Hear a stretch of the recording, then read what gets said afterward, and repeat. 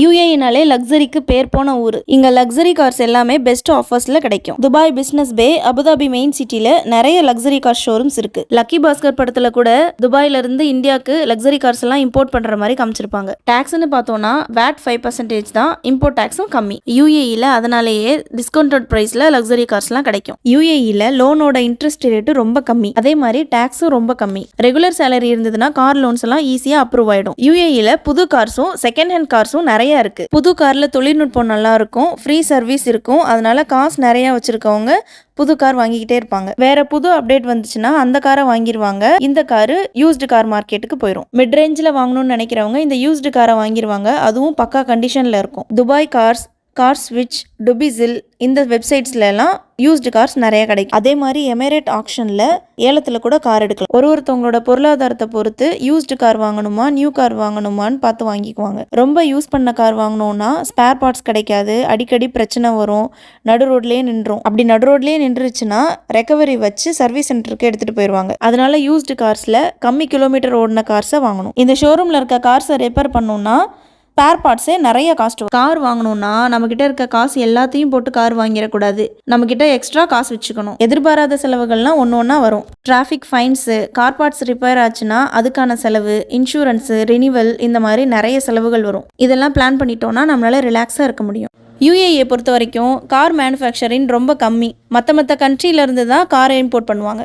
Automobile work ஸ்கோப்பை பொறுத்த வரைக்கும் sales representative, spare parts sales இதுக்கெல்லாம் ஹை டிமாண்டு.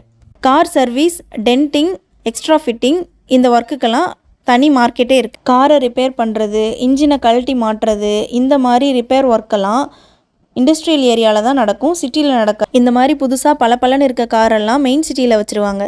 ஆக்சிடென்ட் ஆன காரை ரிப்பேர் பண்ணுறது, இன்ஜினை மாற்றுறது, இந்த மாதிரி மேஜர் ரிப்பேர்ஸ் எல்லாம் இண்டஸ்ட்ரியல் ஏரியாவில் தான் பண்ணுவாங்க. இங்கே பார்த்தீங்கன்னா Ajman industrial area, Sharjah industrial area இந்த மாதிரி இருக்கும். ஒர்க் ஷாப் ரிலேட்டடாக ஒர்க் பண்ணணும்னு நினைக்கிறவங்க, டெக்னிக்கல் ஒர்க் பண்ணணும்னு நினைக்கிறவங்க, இவங்கெல்லாம் இண்டஸ்ட்ரியல் ஏரியாவில் வந்து ஜாப் சர்ச் பண்ணிங்கன்னா கண்டிப்பாக கிடைக்கும். ஆட்டோமொபைலில் மேனேஜ்மெண்ட் ரிலேட்டடாக ஒர்க் தேடுறவங்க மெயின் சிட்டியில் தேடினா கண்டிப்பாக கிடைக்கும். பிஸ்னஸ் பே ஏரியாலெல்லாம் நிறைய லக்ஸரி கார் ஷோரூம்ஸ்லாம் இருக்குது. Pre owned showroom, luxury car showroom, இந்த மாதிரி பெரிய பெரிய பிராண்டெல்லாம் இங்கே தான் இருக்குது. யூஏஇயில் பெட்ரோல் எல்லாம் பியூரிட்டிஸ்க்கு தகுந்த மாதிரி பிரிச்சிருப்பாங்க. E+, ஸ்பெஷல், சூப்பர் இந்த மாதிரி பெட்ரோலை பிரித்து வச்சுருப்பாங்க. இந்த மாதிரி லக்ஸரி கார்ஸ் எல்லாம் ஓட்டுறப்போ ஹை பியூரிட்டிஸ் உள்ள பெட்ரோலை தான் போடணும். மிடில் ஈஸ்டில் பெட்ரோல் ரேட்லாம் ரீசனபிளாக இருக்கும். பெட்ரோலோட ரேட்டு மாதம் ஏறும் இறங்கும். காரை வருஷம் ரினியூவல் பண்ணிடணும். பண்ணுறப்போ அவுட்ஸ்டாண்டிங் டிராஃபிக் ஃபைன்ஸு, இன்சூரன்ஸு இதெல்லாம் கிளியர் பண்ணிடணும். காரை தரோவாக இன்ஸ்பெக்ட் பண்ணுவாங்க. ஏதாவது டிஃபெக்ட் இருந்ததுன்னா ஃபெயில் பண்ணிடுவாங்க. அந்த கமெண்ட்ஸ் எல்லாம் நம்ம கிளியர் பண்ணதுக்கு அப்புறமா தான் காரை பாஸ் பண்ணுவாங்க. இதெல்லாம் முடிஞ்சதுக்கப்புறம் முல்கியா கொடுப்பாங்க. முல்கியானா வேறு ஒன்றும் கிடையாது, ஆர்சி புக் மாதிரி. இதுக்கு வருஷம் எக்ஸ்பிரி டேட் பார்த்து ரினியூவல் பண்ணி வச்சுக்கணும். இந்தியாவில் எப்படி ஃபாஸ்டாக யூஸ் பண்ணுறோமோ அதே மாதிரி இங்கே சாலிக்னு சொல்லுவாங்க. சாலிக்கோட ஸ்பெஷாலிட்டி என்னென்னா எவ்வளோ வேகமாக போனாலும் ஸ்பீடாக டிடெக்ட் பண்ணிடும். எப்போயுமே 100 கிராம்ஸ் மெயின்டைன் பண்ணால் நல்லது, இல்லைன்னா அதுக்கு ஒரு ஃபைனு. பார்க்கிங்கை பொறுத்த வரைக்கும் ஒரு சில மால்ஸில் சார்ஜ் பண்ணுவாங்க, ஒரு சில மால்ஸில் ஃப்ரீ பார்க்கிங் தான்.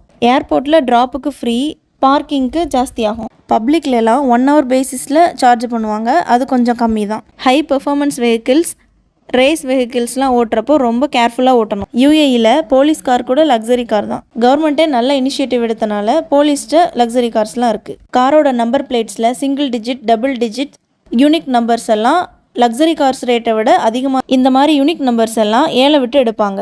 பெட்ரோல் கார்ஸ் எவ்வளோ ஃபேமஸாக இருக்கோ அதே மாதிரி ஹைப்ரிட் அப்புறம் எலக்ட்ரிக் கார்ஸும் பாப்புலர் ஆகிட்டே வருது. ஃபஸ்ட்டு வேர்ல்டு கண்ட்ரியான US, UK இங்கேருந்து டூரிஸ்ட்டாக வர்றவங்க காரை ரெண்ட் எடுத்து இங்கே ஓட்டுவாங்க.